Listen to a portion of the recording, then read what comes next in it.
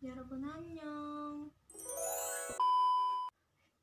Hai semuanya, perkenalkan nama saya Elena Fani dari kelas 12 IPB. Jadi, di sini saya akan menjelaskan salah satu perjuangan fisik bangsa Indonesia dalam mempertahankan kemerdekaan. Kira-kira kalian tahu nggak peristiwa apa yang akan aku bahas hari ini? Kau tahu? Kalau aku tunjukin gambar ini, kalian tahu nggak?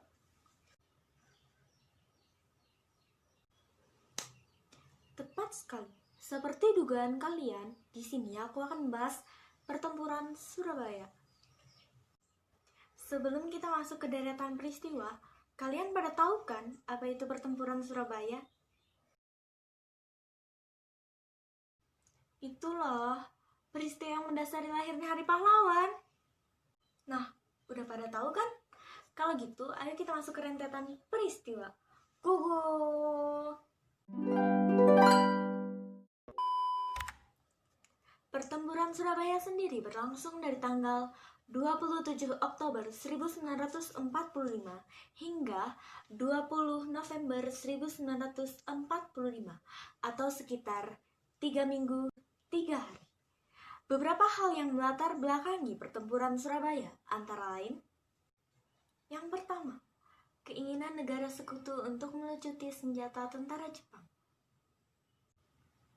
Saat Jepang menyerah kepada sekutu, seluruh daerah jajahan Jepang akan didatangi oleh sekutu untuk memohon perizinan melucuti senjata para tentara Jepang dan membebaskan tawanan tentara sekutu yang tertangkap saat perang. Yang kedua, insiden Hotel Yamato. Sekitar bulan September 1945, Belanda menaikkan bendera kebangsaan Belanda di atas Hotel Yamato.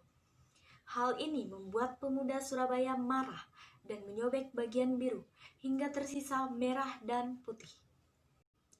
Yang ketiga, sekutu mengingkari janji dengan mengadakan gencatan senjata. Tujuan sekutu mulai tidak bisa diterima lagi oleh rakyat Surabaya dan keberadaannya berubah menjadi ancaman setelah sekutu mengadakan gencatan senjata di Jembatan Merah yang mengakibatkan rakyat Surabaya melawan dan terbunuhnya Brigjen AWS Malabi. Yang keempat, terbunuhnya Brigjen AWS Malabi sehingga membuat tentara sekutu marah.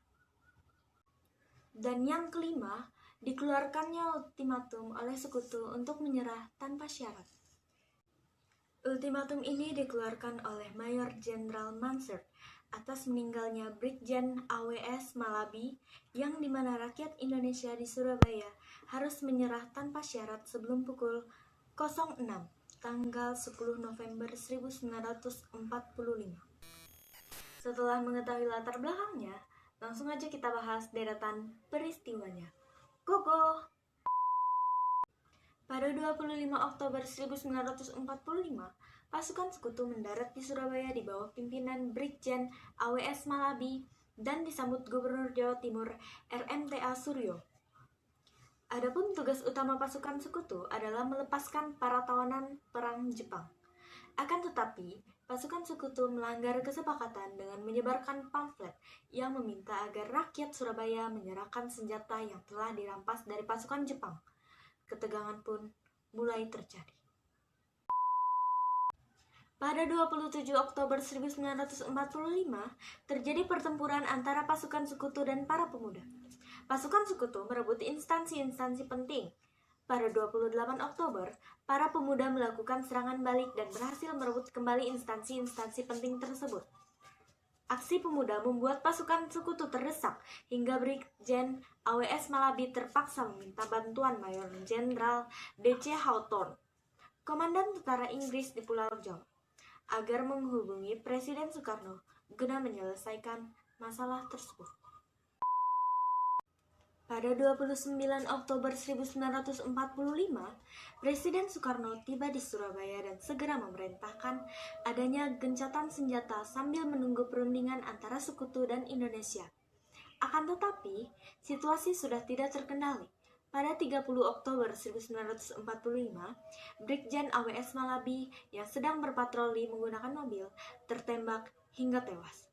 Tewasnya Brigjen AWS Malabi membuat sekutu semakin gencar melakukan penyerangan.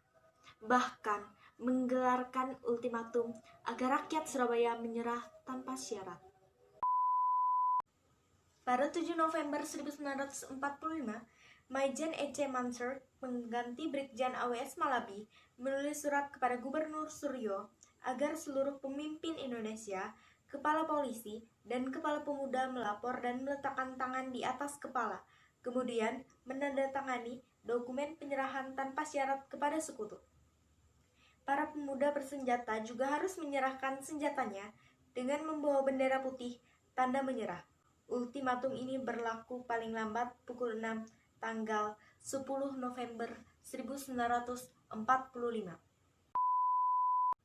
Pada 9 November 1945 pukul 22, Gubernur Suryo yang sudah merundingkan langkah menghadapi ultimatum sekutu dengan pemerintah Indonesia memutuskan menolak ultimatum sekutu. Pertempuran pun terjadi antara TKR bersama rakyat menghadapi gempuran pasukan sekutu. Bung Tomo berpidato dengan semangat berapi-api membakar semangat juang TKR dan rakyat Indonesia. Pertempuran berlangsung selama 3 minggu. Meskipun banyak jatuh korban jiwa, kota Surabaya berhasil dipertahankan. Untuk mengenang peristiwa tersebut, dibangun Tugu Pahlawan dan setiap tanggal 10 November diperingati sebagai Hari Pahlawan. Nah, kita semua sudah mendengarkan rentetan peristiwa pertempuran Surabaya, mulai dari latar belakangnya hingga bagaimana peristiwa ini mencetuskan Hari Pahlawan yang biasanya kita peringati setiap tanggal 10 November. Sekian materi tentang pertempuran Surabaya yang bisa saya sampaikan. Mohon maaf jika terdapat kesalahan dalam perkataan maupun perbuatan. Sekian dan terima kasih. 여러분 감사합니다. Bye-bye. Itulah peristiwa yang mendasari lahirnya Hari Pahlawan. Nyaring nyayang.